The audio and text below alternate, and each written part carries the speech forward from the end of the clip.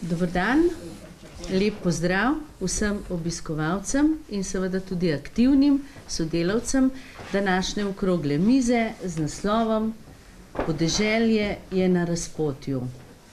Zveri ali obdelana krajina. Lepo pozdravljam tudi predstavnike medijev. Želja organizatorjev, to je Slovenskega sindikata kmetov, je, da je javnost čim bolje in čim bolj objektivno seznanjena s problematiko, o kateri bomo danes govorili. Naši sogovorniki na omizju so prvi na moji desni, verjetno ga večina ali pa vsi poznate, gospod Milan Čadež, župan občine Gorenja vas, potem je magister Stane Bergant, ki zelo aktivno sodeluje na tem področju.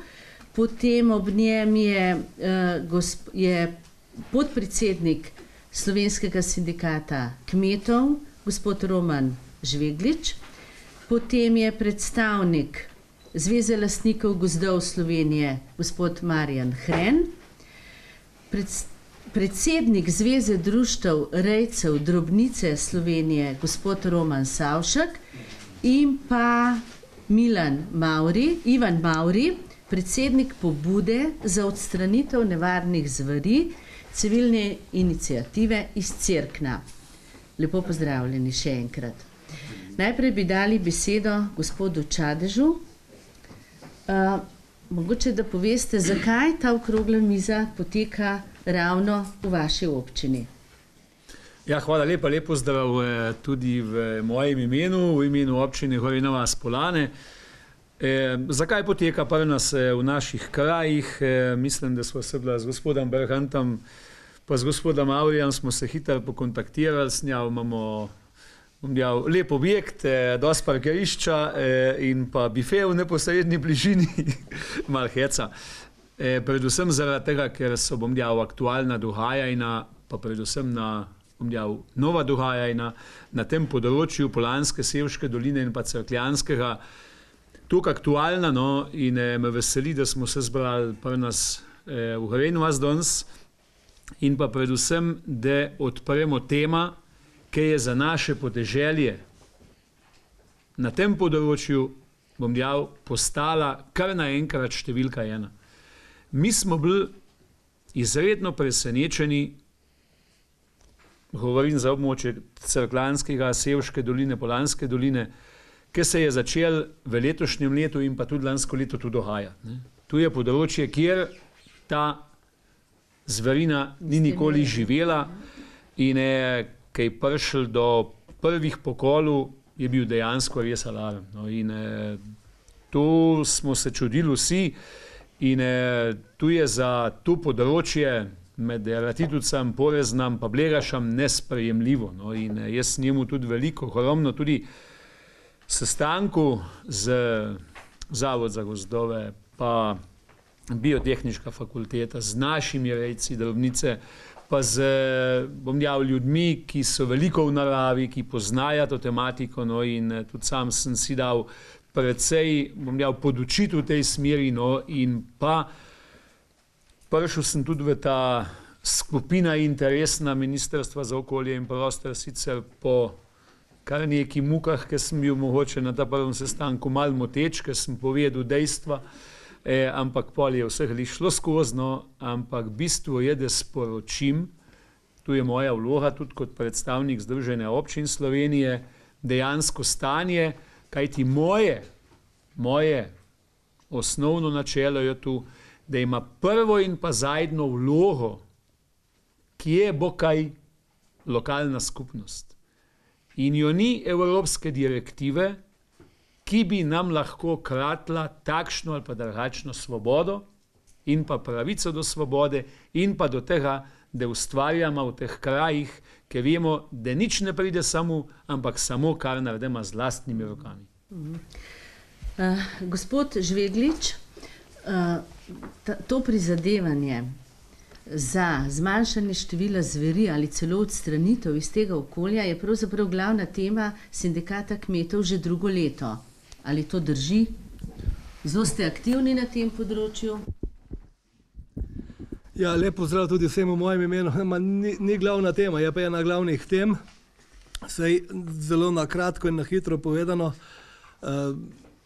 kmetje imamo eno težavo ali pa en problem, da najraj govorimo ali pa da najraj govorimo svoje probleme in svoje težave drugim, se z njim strinjamo, ne, pa tudi pri tem ostane. Ne. Zato je bilo seveda nujno potrebno narediti še neke druge korake, opozoriti kompletno javnost, predvsem pa seveda državne organe na nesprejemljivo in tukaj je seveda največji problem. Ne.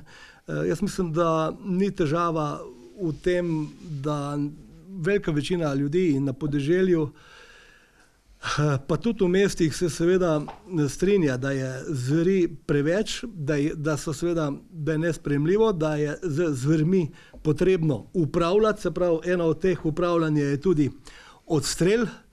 Zdaj eni raj govorijo umik ali pa odmik, ne, ampak jaz bom povedal po domače, ne, pač odstrel, ker to si je od nekdaj ravnal, odkar bom rekel, imamo strelno orožje, prej so bile seveda jame, pa pasti, pa ne vem kaj še vse.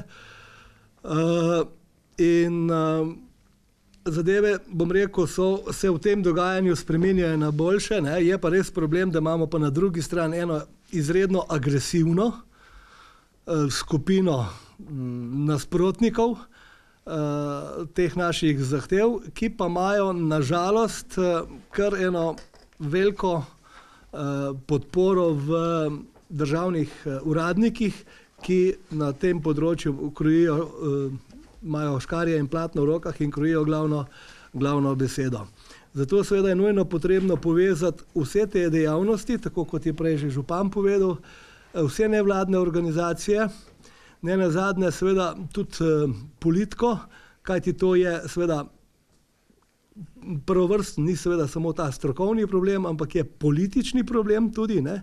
In ne nazadnje se jaz bojim, da je tudi ideološki problem, kar me pa seveda mal skrbi ali pa najbolj moti.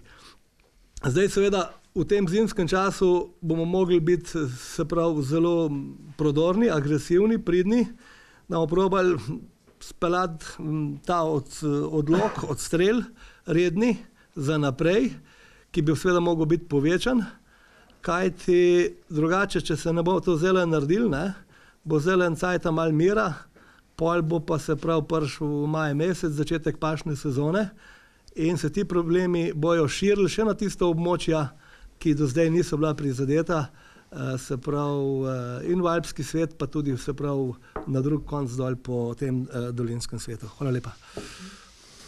Gospod Hren, gospod Savšek, da ste se vi pridružili tej inicijativi kmečkega sindikata, neka društvo rejcev drobnice je nekako logično. Kako pa, da tudi Zveza lastnikov gozdov, gospod Hren?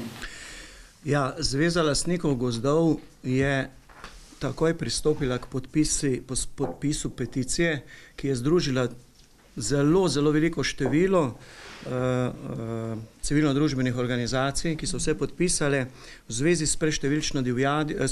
s preštevilčnimi zvermi. Mi pa k temu vedno tudi pridajamo problem preštevilčne divjadi. Lejte, v naši zvezi, v naših lokalnih društvih je hrbtenica tistih, ki imajo kmetije, ki imajo tako obdelovalno zemljo, kot tudi gozdove.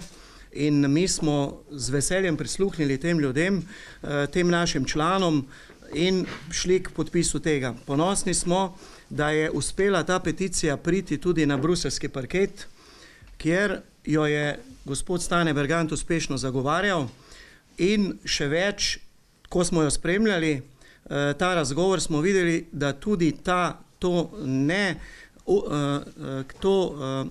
neobvladovanje tega problema strani odgovornih, slabo gospodarjenje, da ne rečem nered, so priznali predstavniki sosednjih držav, da se že širi čez slovenske meje.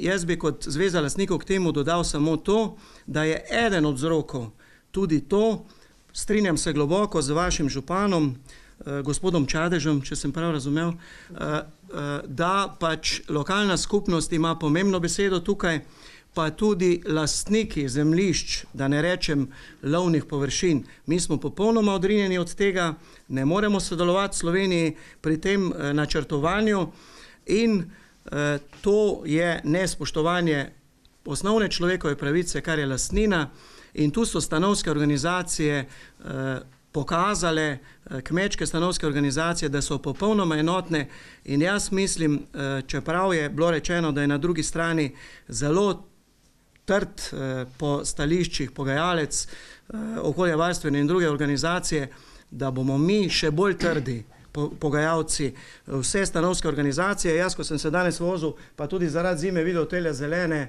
površine, lepo obdelane, tudi v vaših krajih, tudi v naših krajih, je pravi naslov okrogle mize in mi ne bomo popuščali tem, ki preveč s pisarn gledajo, kako to zeleno zgleda. Tu toliko in toliko tisoč rok vsakodnevno dela, skupaj s strokovnimi organizacijami, od zbornice do tudi ministrstvo ima pri tem nekaj. In te površine niso same po sebi zelene in če mislijo tisti, ki bi radi imeli zeleno Slovenijo in samo ekološko obarvanje, da bo ostala zelena, se krepko motijo. Mogoče gospod Savšek, da bi še kasneje, komu podrobneje o peticiji govorili še malo o tej vaši problematiki rekli, pa bi zdaj le dal besedo gospodu Bergantu. Omenjena je bila tukaj že peticija. Gospod Bergant se je pravkar vrnil iz Brusla, kjer je predstavil peticijo za zmanjšanje zveri v Sloveniji.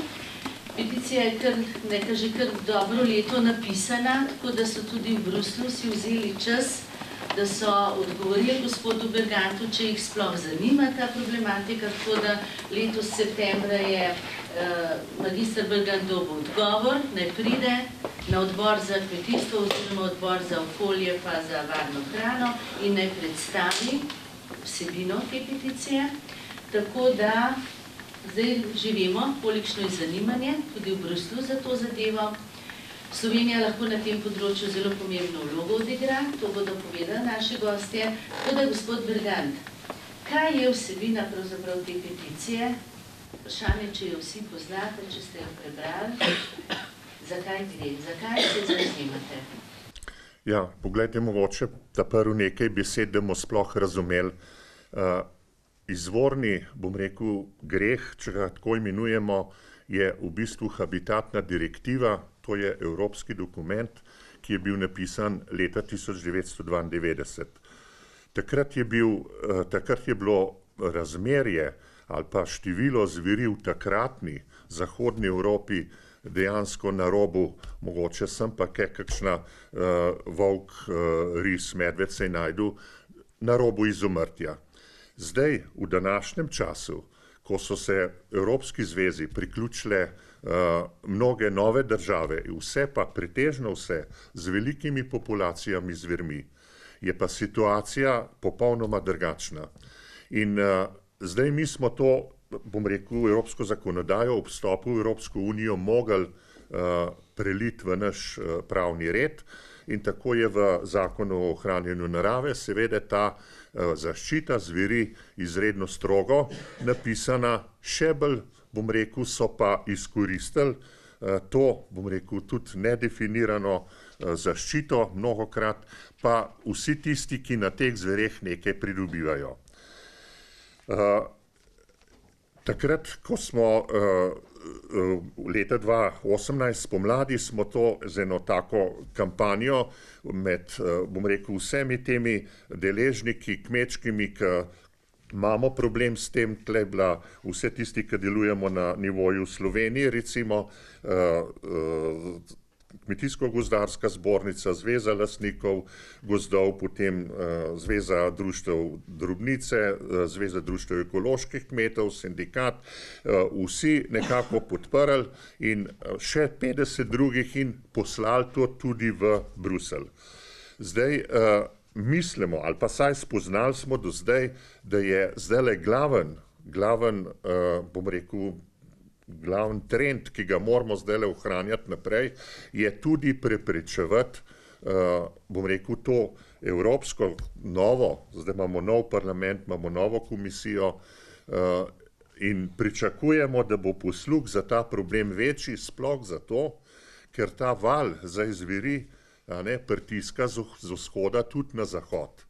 In tudi tam se dvigujejo glasovi in tako naprej in mislimo, da je osnovno naše zdaj delovanje potrebno usmeriti v tisto smer. Seveda je pa tudi zaskrbljujoče, da tudi ta, domača politika ne ustvari nekih pogojev, pravnih pogojev, da ne bi bilo možno stalno ovrgavati pa zakonsko pa na tožbah preprečevati normalnega upravljanja. Ker lahko rečem, da do vstopa Slovenije v Evropsko unijo sta bila medved pa volk tudi zaščitena. Držali smo jih nekako v tem kočevsko-snežniškem področju, ki je del te dinarske populacije, in tam dol do Grčije je ta zver več ali manj skozi bila, vendar so jo držali in skupaj z nami v zelo, bom rekel, normalnem obsegu in to ni bil tak problem. To se je dal še živeti. S to zaščito se je pa zdaj začela, to se pravi, prepovedano vsak odstrel in tako naprej, zdaj se malo tudi to rahla, ampak ne glede na to se pa zveri širijo zdaj preko tega predalpskega prostora, glih preko teh škofjeloških, cerkljanskih, idrijskih hribov v Alpe, pa tudi drugom. In zdaj, kaj je problem tle največji? Da je to področje, je področje razpršene poselitve. Vi ne morete zdaj ločiti enega kmetijskega pa gozdnega prostora, to je prepleten. Jaz imam tukaj nekaj slik, ki sem jih gor pokazal in v tem, bom rekel, na takem načinu poselitve je nemogoče vzpostaviti varovane pašne površine na en stran ali pa zveri držati v nekaj gmajni na drugi strani. To je prvi problem. Drugi problem je, da so velikost kmetij na tem področju sorazmerno majhna. Po podatkih Kmetijsko-gozdarske zbornice je tle, ne vem, povprečna velikost kmetij je 7,4 hektara. In dejansko s takimi kmetijami, ki niso sposobne preživeti samo s kmetijstvom, kmetijstvo je neka dejavnost, ki sploh ustvarja smisel bivanja v alpskem in predalpskem svetu. Če ne bo možno kmetovati na teh področjih, potem kaj bo to, ne vem, izgubiva smisel tam po gorah pa po alpskih kmetijah, sem tam sploh živeti. No in to smo skušali opozoriti in opozoriti, da ti pokoli predstavljajo tudi zelo, zelo hud psihičen problem pri kmetijstvu. To se pravi, če nekdo doživi te pokole, pa vidi trpljenje teh njegovih živali, te živali domače imajo imena, so popisane, to ni kar tako ena žival. To je hud stres za družino, za otroke.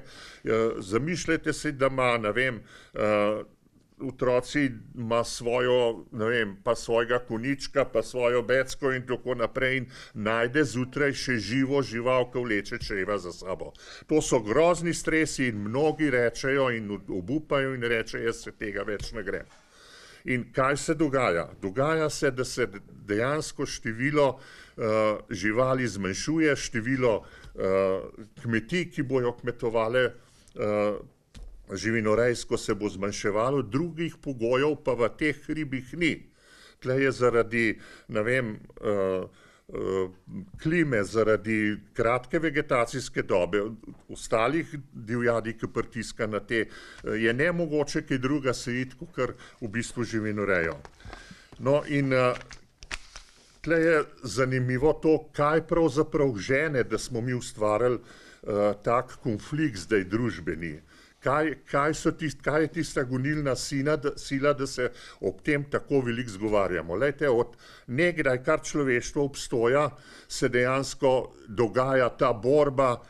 Poglejte, moramo uničevati viruse, moramo bakterije, moramo zajedavce, ne vem, nobeden se ne vpraša deratizacije, ne vem, glodavcev, miši, podgan se dogajajo stalno in to zelo na krut način, strupi, s katerim se te živali preganja, povzročajo notranje krvavitve, ampak tle se nobeden nič ne vpraša, kako je to. Potem Ko pa pridejo škodljivci zdaj na kmečko podeželje in začnejo klati našo lastnino, naše sadove našega dela, takrat je pa vse ogromno, ne vem, nasprotovanj in tako naprej. Glejte, vse to izvira iz tega, bom rekel, karizmatične nature teh treh zveri. Spomnite se tega olimpijskih iger v Sarajevu, Vučko je bil maskota, potem Medvedka pliša z Gadamože dojenčku v zibelko in tako naprej. In na to, bom rekel, ti protagonisti zelo, zelo dobro znajo igrati. In kdo so zdaj glavni, bom rekel, ti deležniki, velikokrat se omenja, treba je vprašati vse deležnike in tako naprej. Glavni deležniki so, bom jaz rekel, štirje. Prvi deležniki so strokovnjaki in inštitucije, ki preko teh projektov, ki jih financira Evropska skupnost, pa lokalna država, se pravi na nacionalnem nivoju, skozi te projekte prihaja veliko denarja. Za, bom rekel, zelo neodgovorno delo. Zakaj? Zato, ker zaključki teh projektov in zaključki teh strokovnjakov in inštitucij njih nič ne boli, karkoli napišejo.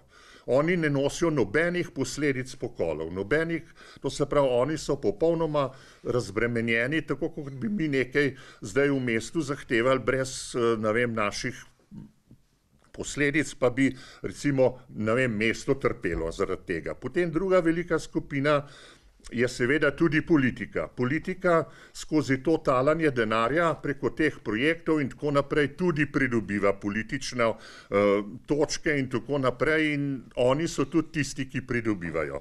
Ta tretja skupina so pa razne nevladne organizacije, financirane z davkoplačevalskega denarja in seveda za svojo promocijo in tako seveda tudi propagirajo širjenje in zaščito zveri, pa tudi nič oni ne nosijo nobenih posledic svojih, bom rekel, ravnanj in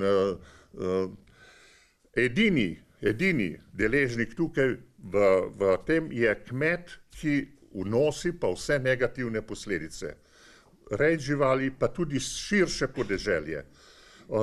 On pa edini izgublja s pokolom svojih, s napadom na lastnino, z, bom rekel, večstoletno tradicijo kmetovanja mu jemljajo, ampak recimo pričakuje se, da bo pa kar tih.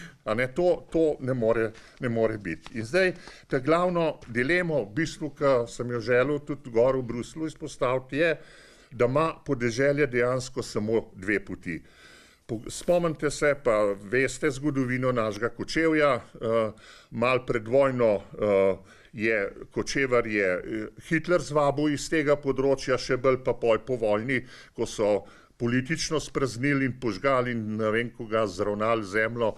In kaj imamo zdaj v Kočevju? Glejte, v Kočevju tam je bilo stotine zelo živih vasi, danes nimamo nič, danes imamo zveri in pravimo, da naj zveri dol zdaj tudi ostanejo, tako kot so, bi rekel, nekako tudi pašajo v to okolje, so strnjeni kompleksi gozdov in dol je še najmanj škode.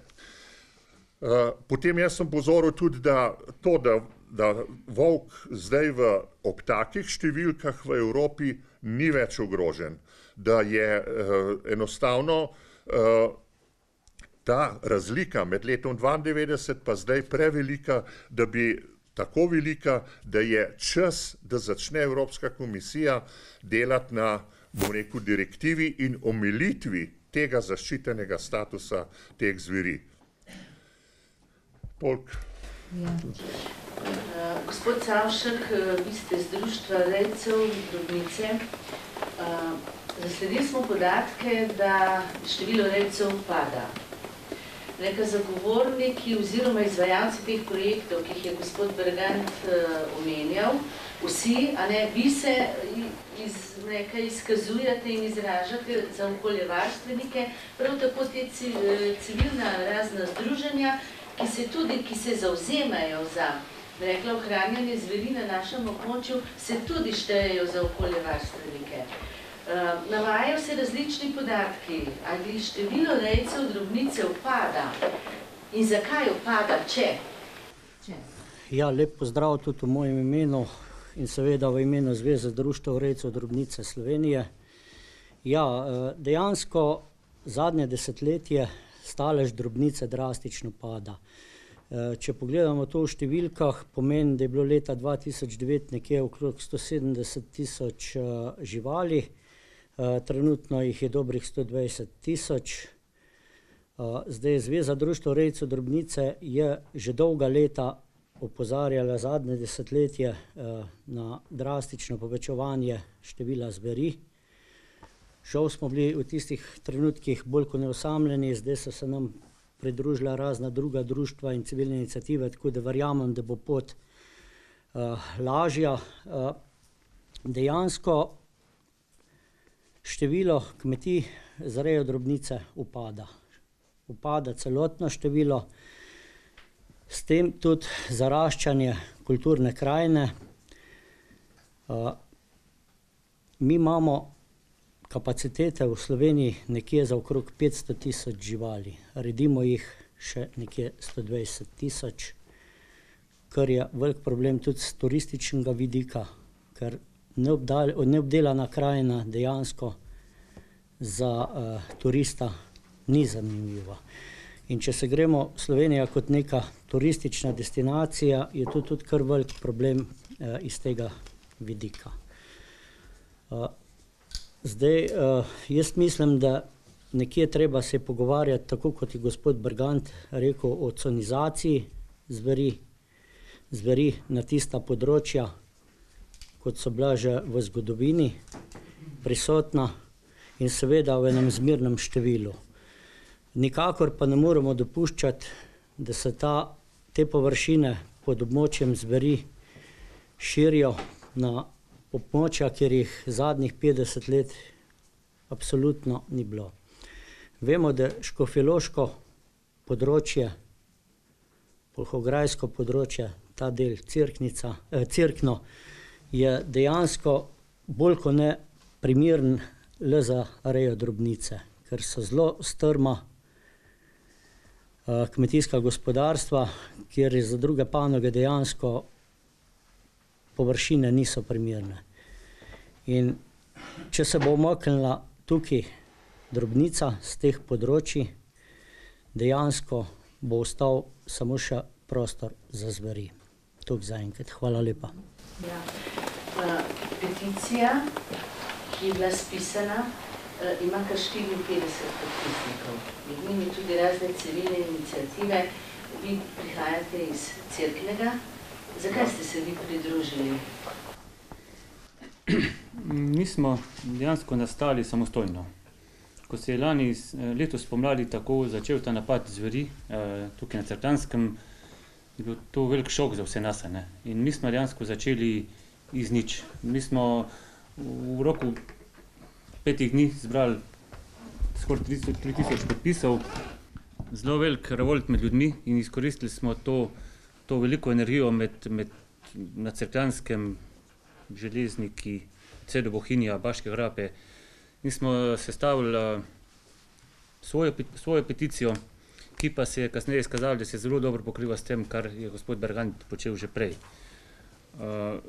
Mi smo enostavno odgovorili na potrebo ljudi v teh krajih, na ta silni šok, ki je bil dobro opisan zdaj z mojimi sogovorniki pred menoj, kako nesprejemljivo je, da zveri tukaj lomastijo po teh naših krajih. Podeželje nismo samo kmetje ali pa niso samo kmetje, tukaj živijo ljudje, ki cenijo svojo svobodo, ki cenijo kraj, ki cenijo to, kar so naši predniki naredili in to moramo ohraniti. In tukaj je naša peticija trd sogovornik, kako smo rekli, zverem v gozdovih in v Ljubljani, da jim prijemo na kraj. No, druga stran naravovarstvenikov, prav tako ste že omenjali, kako so organizirani, pa pravi, recimo, da ni problem, koliko imamo zveri.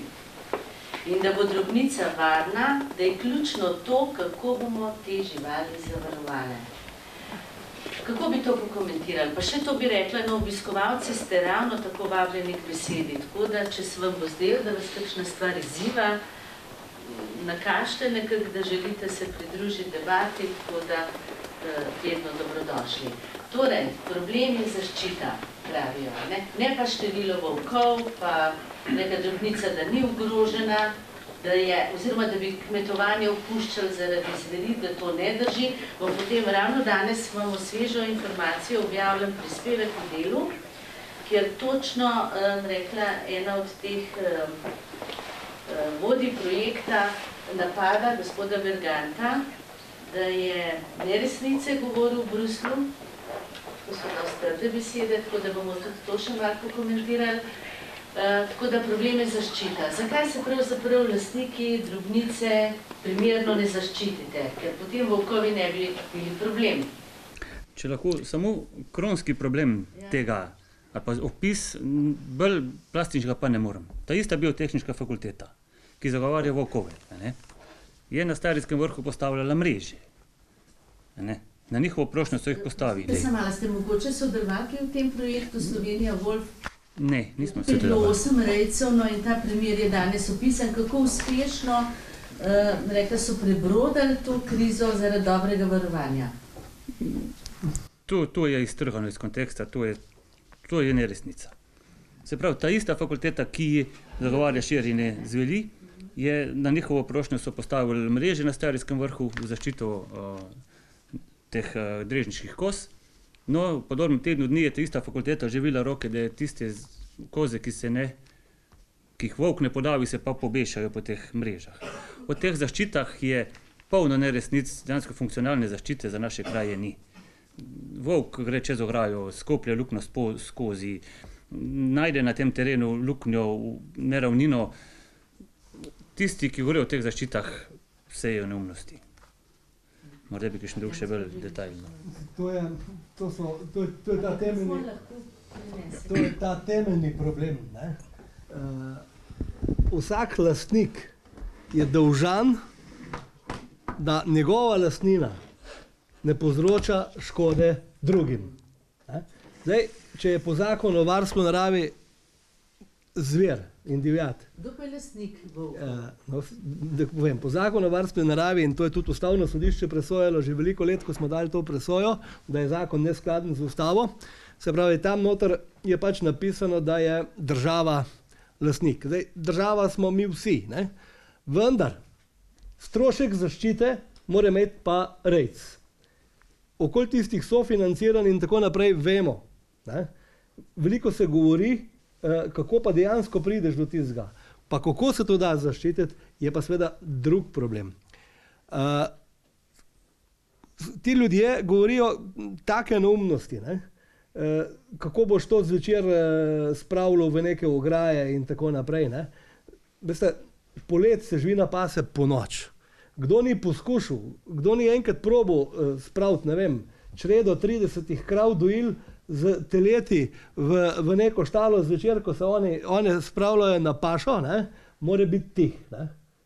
Ker to rabiš par psov, 5 ljudi, pa 2 ure.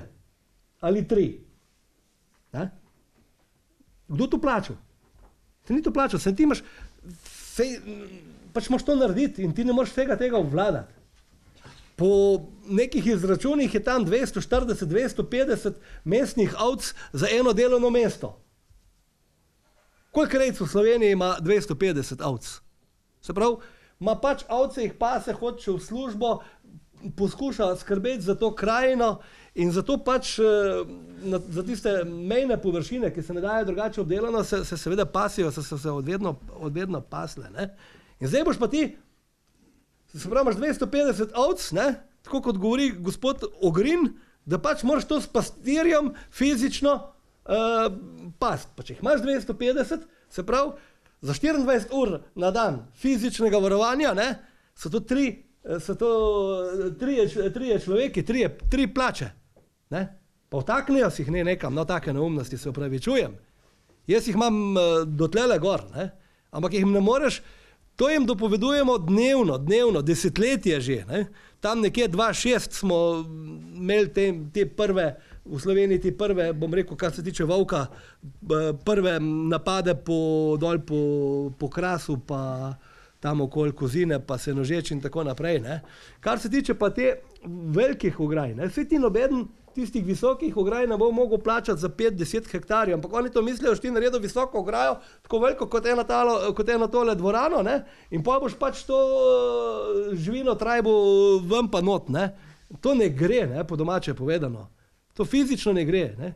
Če pa imajo oni toliko časa in denarja, ne, pa naj pridejo, pa naj to počnejo. Ne? A veste? To je ta problem. Ne moreš prevaliti vse z te zadeve, stroške prav pa je 80% sofinancirana. Ni. A lahko nekaj vprašam? Bi bilo projekta med temi številnimi takimi, ki bi na terenu varoval? Glejte, da bi bil to projekt? V tem Slovolfu je bilo marsikaj. Najbolj so izpostavljali vas Juršče. Ne? Od Psov do visokih ograj in tako naprej, dokler se ni seveda lansko let naredil masakr med tistimi rejci, ne? So pa seveda še druge zgodbe. Ne? Mi smo tudi kmetje včasih sami sebi največji sovražniki, ne? Da ne bo pomote. To je treba priznati, pa bom povedal zakaj. Ne? Zato, ker nekdo, ki ima ovce, pa pse vzgaja, ne? Pa bo seveda v vsaki oddaji, pa v vsakem mediju govoril, kako pes pa ti reš vseh problemov. Ne? In ko se njem zgodi težava, da mu par ovc volk pokole, se pravi, lepo tih niti ne prijav, ne? Ker ima več od tistega, da bo psa uspešno še naprej prodajal, kot pa tisto odškodnino države, ki jo dobiš, če ne dobiš. Ne? To so te težave. Ne? Mi imamo težav ne samo z nasprotniki, jih imamo tudi znotraj. Jaz to povem in mi tega ni težko priznati. Ni problem, gledajte, odškodnina ni rešitev, varovanje ni rešitev. Vsak kmet pri sebi ve, koliko ima lahko živali na svojih površinah. Ne rabi imeti tistega predpisa o najvišji dovoljeni obtežbi. Ti veš, tokle hektarju pokosim, tokle zraste, tokle živali jaz lahko preživim. Ko ti futra zmanjka, ga moraš pač kupiti, ga ne moreš jeti na sosedu skrden, pa ga naložiti, pa unem nič reči, pa povedati, da si mu ga odpeljal. Ne? In dejstvo je, da jih imamo zveri na vse te površine, na vso to strukturo preveč. In tukaj noter ni druge rešitve, kot da se poseže z odstrelom, s puško. Ni druge rešitve. Lahko jih za mene tudi lovijo, pa jih vozijo kamor čejo. Ampak, gledajte, še s puško jih je težko dobiti. Vse veste sami. Pa tudi vemo, kakšne probleme so bili in kaj si vse zgodilo in tako naprej. Ne? In nažalost, se bojo dogajale stvari, in to jim jaz dopovedujem. Dve stvari se bojo dogajale. Ne? Eno se bo, se pravi, opuščalo kmetovanje. Ko se bo tam opuščalo kmetovanje, ne misli, da bo zveri tam. Zveri bo šle naprej. A veste? Jaz sem tudi v hribih doma, ne sicer nimamo zveri, ampak kaj? Včasih smo imeli, ko smo imeli še veliko njiv obdelovali, pa tako naprej, smo imeli grozovite probleme z divjimi svinjami. Zdaj, ko to v glavnem imamo vsem bolj travinja in tako naprej, mi več problemov nimamo z divjih svinjam. One so šle čist nizk dol, ob Savo, na Krško polje, na velike komplekse koruze in so noter cel poletje. Ne? A veste, sej žvat ni butasta, ne? Ona bo pač šla za tam, kje bo dobila hrano. Ne? In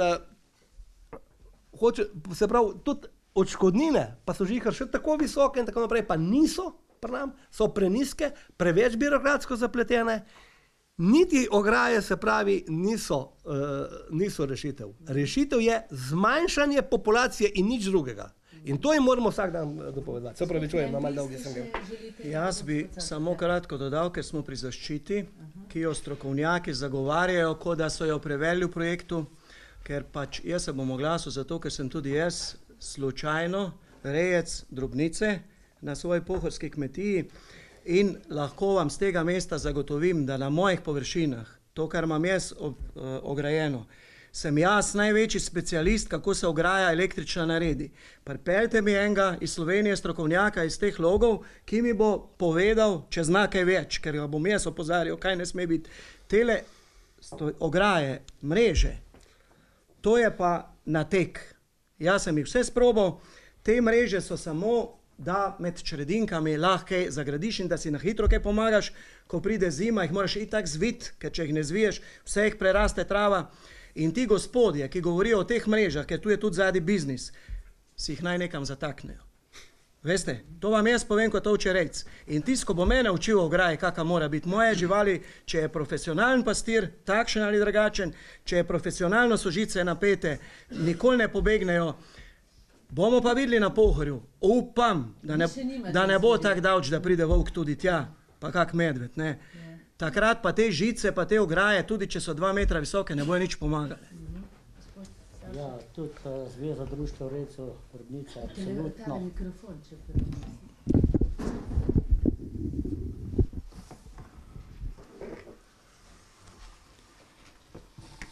Tudi Zveza društev rejcev drobnice Slovenije absolutno nasprotuje vsakemu dodatnemu ograjevanju. Za nas je sprejemljivo samo eno.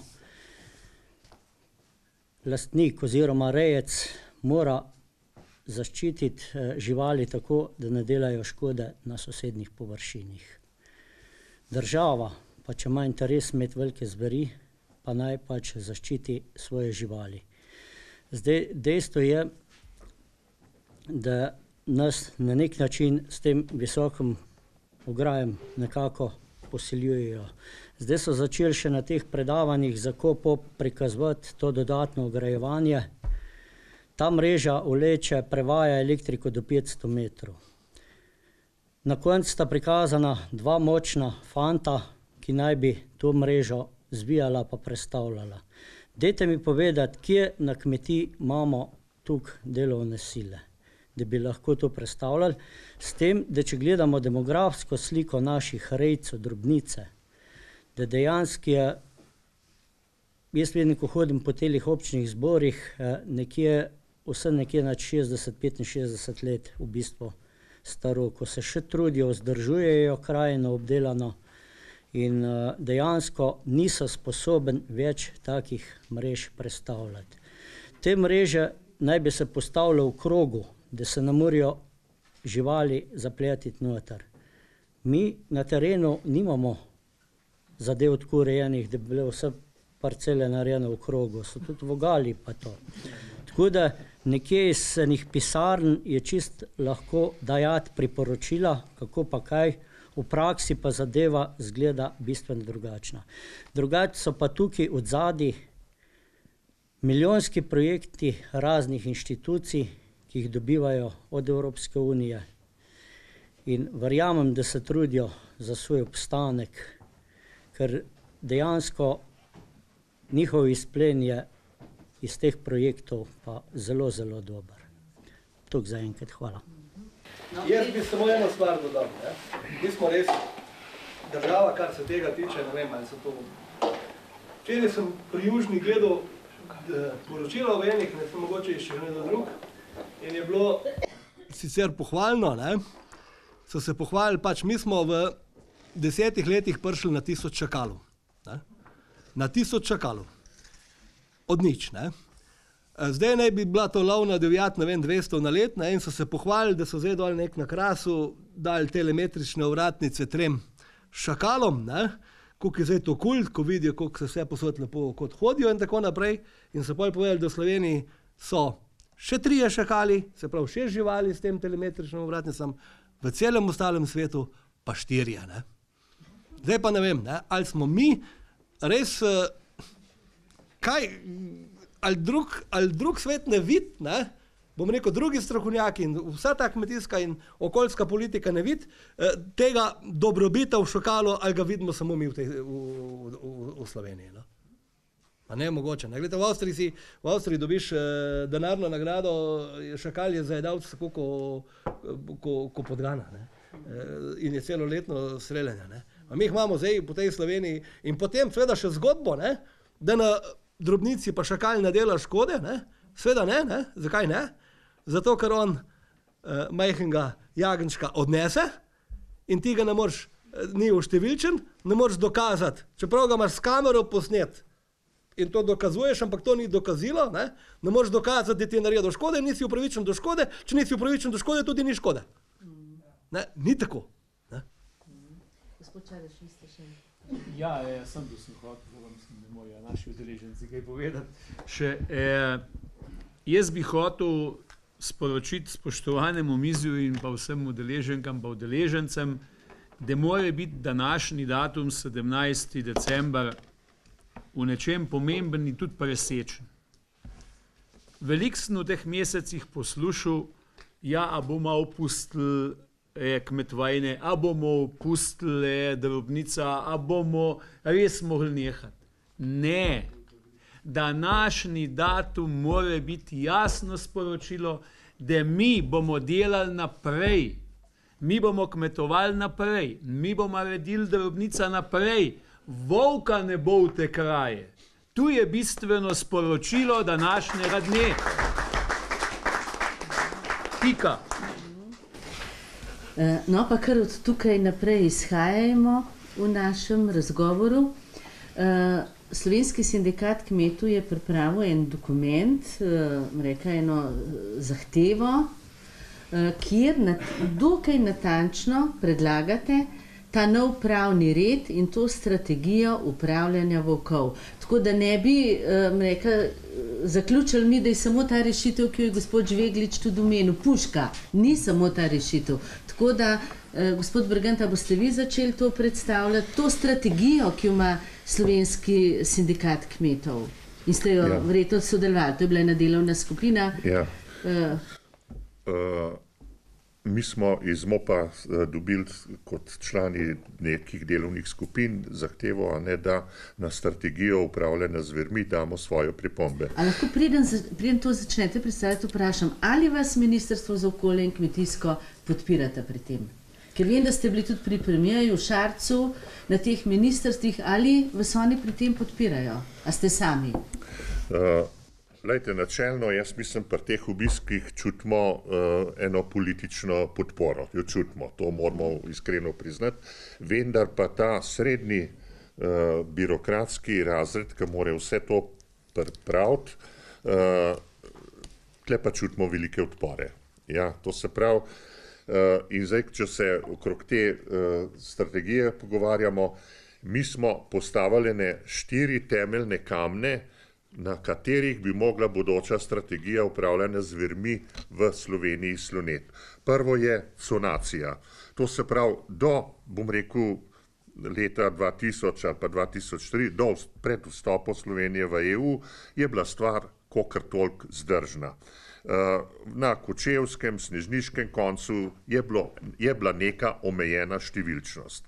V druge prostore Slovenije zveri nismo pustili širiti, ne po veličini in ne po prostoru. Druga stvar je to, kar bi danes, ne bom ponavljal, je odškodninski sistem. Povedal bom samo to, da kmeta, ki obremenimo stroški tega preventivnega varovanja, bi postavili v položaj nelojalne konkurence s kmeti, ki, bom rekel, teh stroškov nimajo. Mi smo odprt trg, prosti prehod blaga in ko smo v Davč imeli tle župana Železne Kaplje, je rekel, pri nas samo, da bo čez pogledal, ko smo se volku zgovarjali, je rekel, pade. In zdaj si vi predstavljate, to se pravi, kmet na slovenski strani bo gradil, bo vlagal svoj del in če ga sploh ima toliko časa in se to ne zmore, tako kot je bilo že povedano. Kmet na drugi strani bo pa teh stroškov razbremenjen in če pogledamo prost prehod iz Jezerskega hodijo na tržnico v Železno Kapljo in to pomeni nelojalno konkurenco. Njegov produkt tega kmeta iz Jezerskega je obremenjen s temi stroški, kar kmeta iz Železne Kaplje ni.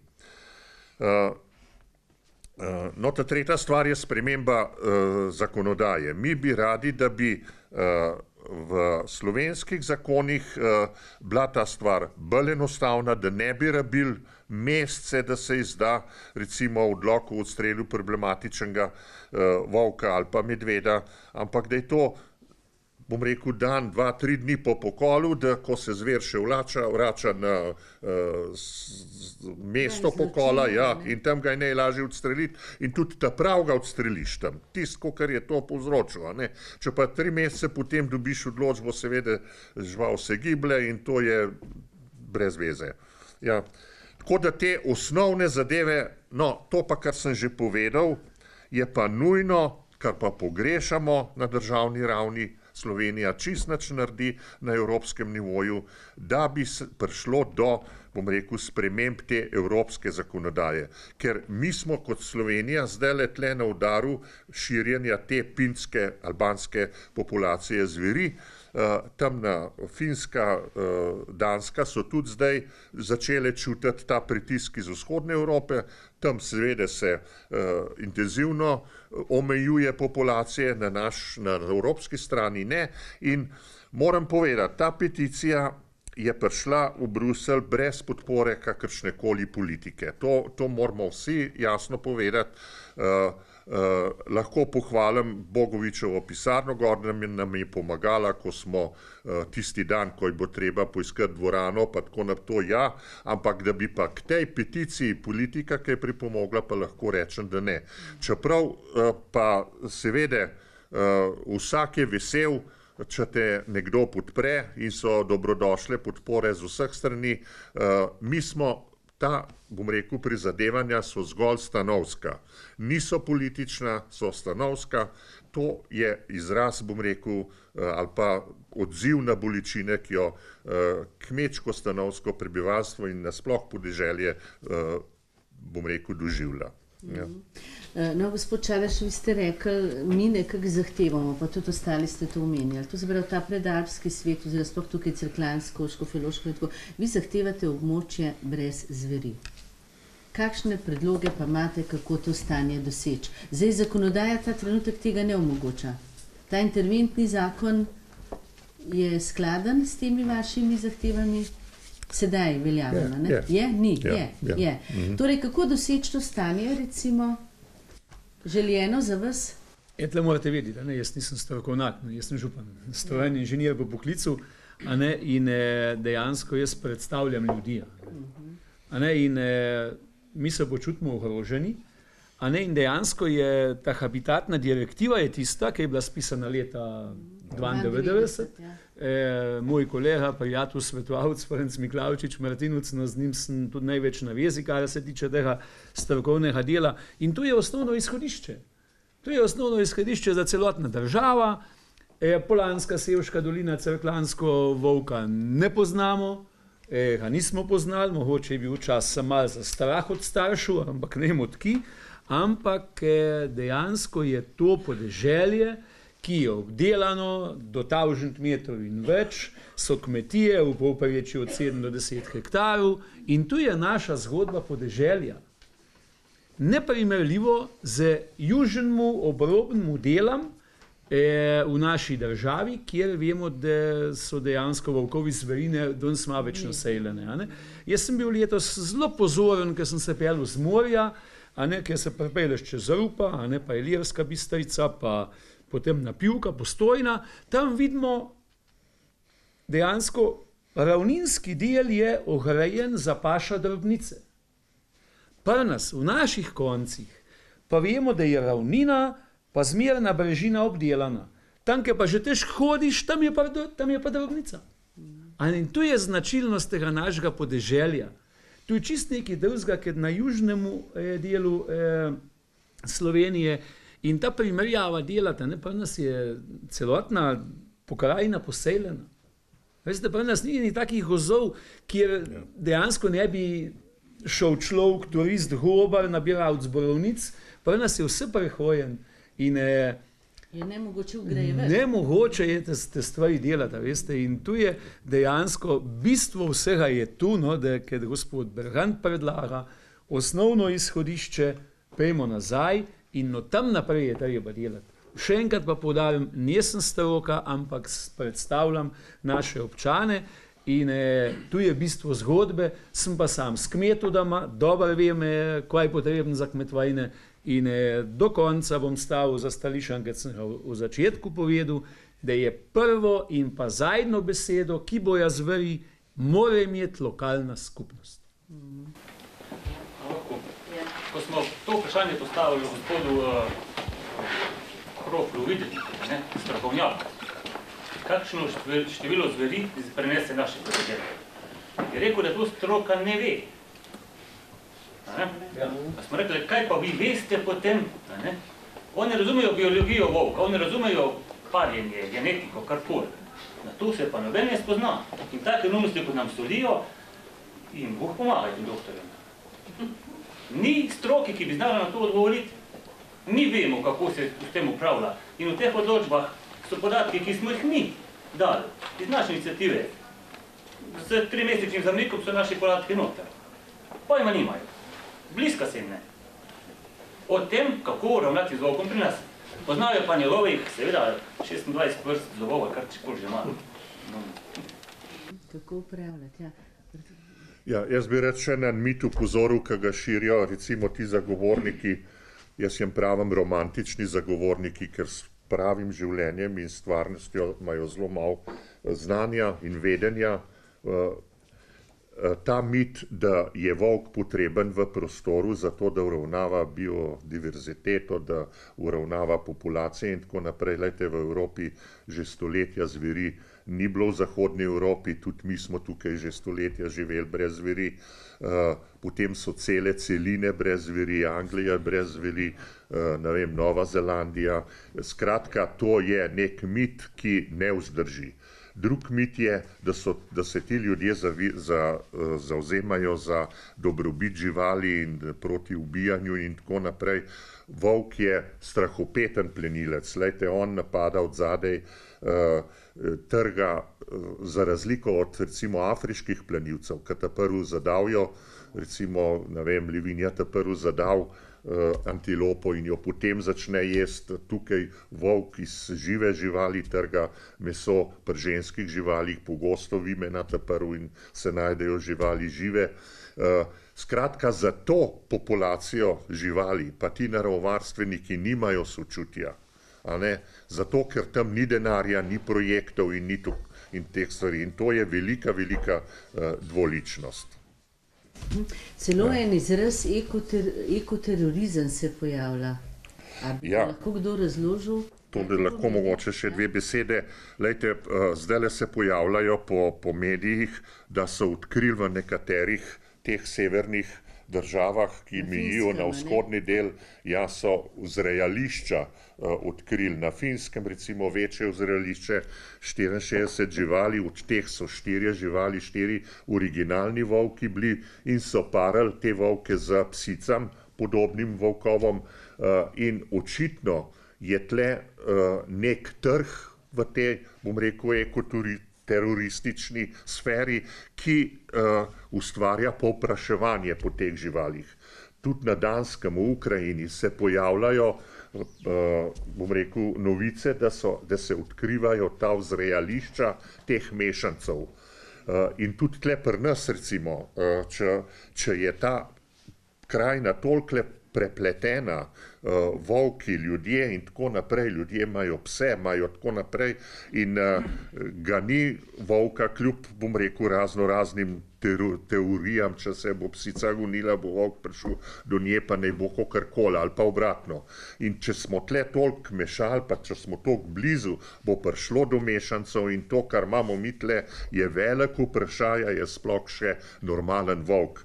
Ne vem, tle so, se ste posneli tle po teh vaših hribih z lovskimi kamerami, to ni več podoben volku, tiste, ki imamo mi v mislih, ta sibirski volk ali pa kakorkoli.